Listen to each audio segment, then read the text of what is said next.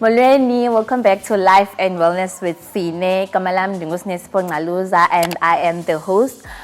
Today it's Life is a Story series. As part of the series, we have two beautiful women to celebrate the Women's Day and Women's Month with me. I'm not going to introduce them, they'll introduce themselves, but I'm really grateful that they are here, and I hope you guys will enjoy this video. Molweni, my name is Dunjwa. I'm born and bred in Queenstown. I'm currently living here in Port Elizabeth and I'm working here. I am an industrial engineer by profession and I'm also an entrepreneur. I can describe myself with one word, which is I am an unstoppable woman. Hi, my name is Lwethu Tenge. I'm a business management and entrepreneurship graduate, currently studying project management and contract law. I'm also a model manager and model trainer, where I pride myself in bridging the gap between models in the Bay and opportunities afforded to them. One word to describe myself would be resilient, because I am the epitome of getting up more times than you fall.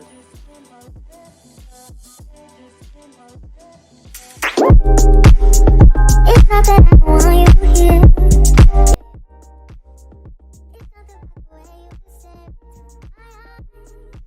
The first Netflix show, South Africa. Lwethu. Yes.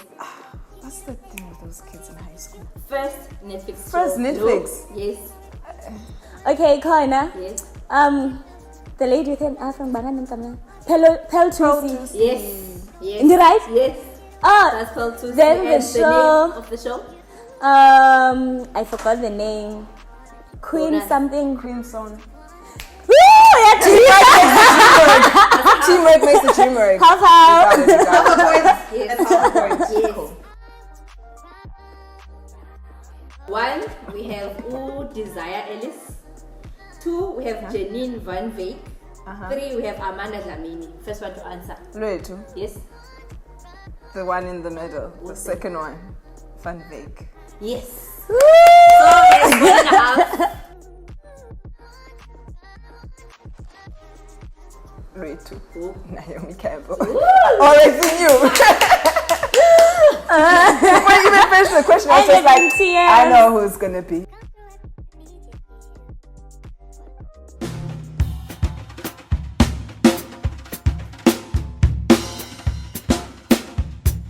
My definition of a woman would be someone that's sure of themselves. My definition of a woman would be someone that knows what they want in their surety of themselves and what they want for others, and they hold themselves to a certain regard, especially with the people that they hold closest to them and dearest to them, and just the way that someone carries themselves with a certain poise and a certain character that they have.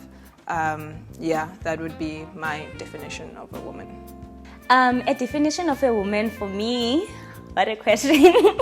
Okay, I think for me, it's someone who is beautiful and someone who can turn everything that is given to them, whether it's ugly or whatever the circumstance, and turn it into something that is beautiful.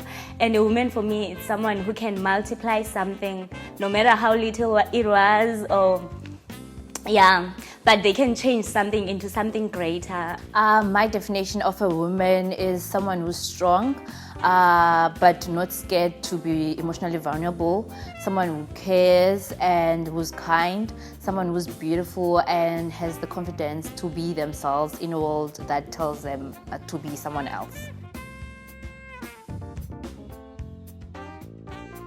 The social standards on what is meant as a beautiful woman has affected me.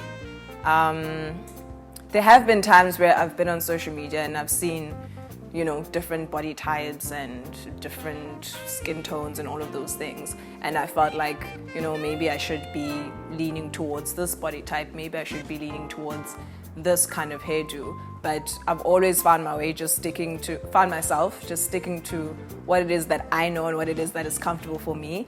I just feel like society places a very big responsibility on women to look like a certain type, and I feel like every single woman should just stick to what they know and what they're comfortable with and whatever they deem beautiful for themselves.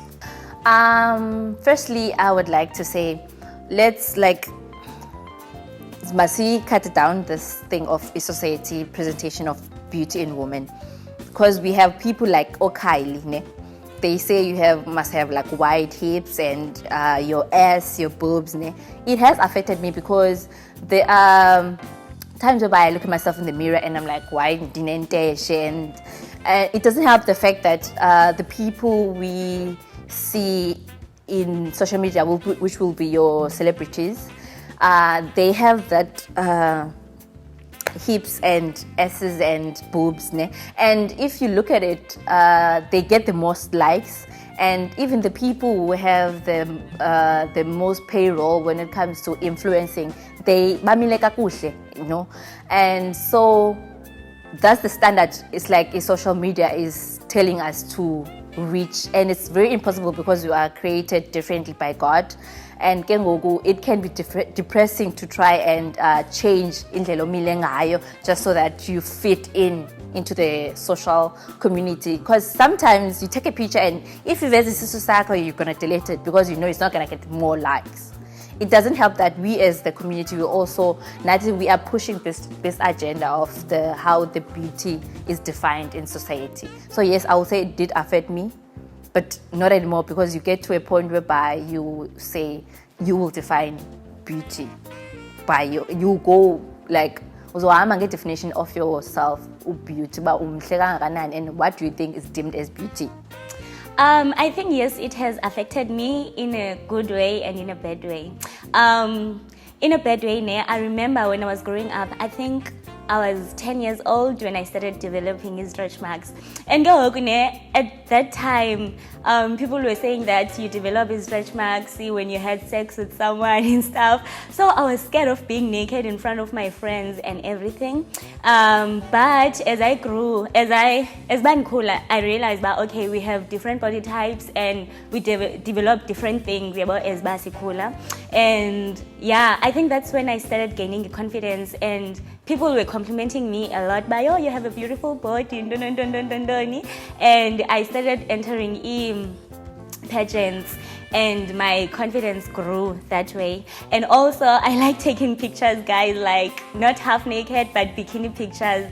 So I'd say that it has affected me in a positive way, because I like to show off my body to show other people that we don't have to be perfect. Oh, okay, what is deemed as being perfect? Yeah, but you can have stretch marks and still be beautiful.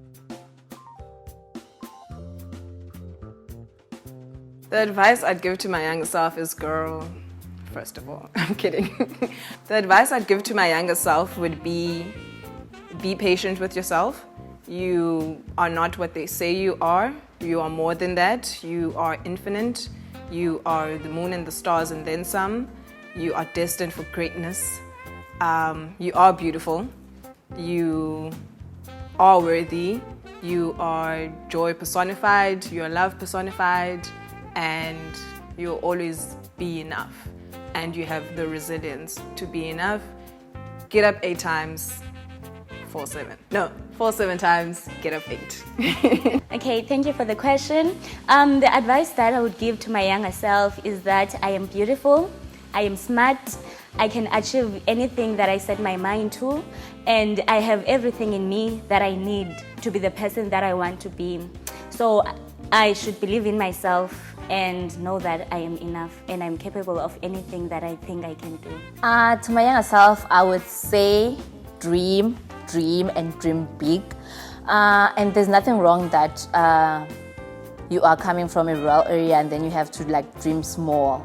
You have to dream big and use every resources you have to reach your dreams. That's what I would say.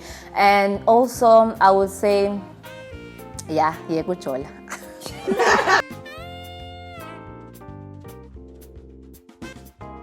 One of the women's rights that I would love to fight for will be equal pay. I feel like our male counterparts are paid way more than us females in specific job entities. I feel like they are paid way more than us, even though we have the same job skill set and sometimes even a better skill set because of education and different types of experience in certain fields. The one thing that I would really love to change in terms of women's rights would be equal pay. For me, it is for women to be more considered in leadership positions, especially in the male-dominant fields. For instance, I am an industrial engineer, and I just started ukusebenza. And what I've seen emisebenzini is that most of the leadership positions ezikhoyo, especially in these male-dominant fields, they are held by abantu abazi-males, yabo. So I think I would fight more ukuba those positions to be more occupied by women, because we can do it. Lwethu took my answer. I would also like to fight for equal pay, but also what's on top of my list for women's rights? It's a human right actually. I would say safety for women because of the GBV that's going on. I feel like women are not safe. And speaking from experience, I know most of you guys know my experience and what happened to me. I would say I would fight for our government and the people of South Africa to fight and put measures in place when it comes to women's safety. Things like places where women will be taught self-defense. I would like to see our government put money to let's say organizations that focus on catching people who do GBV and supporting women and children who go through the gender-based violence.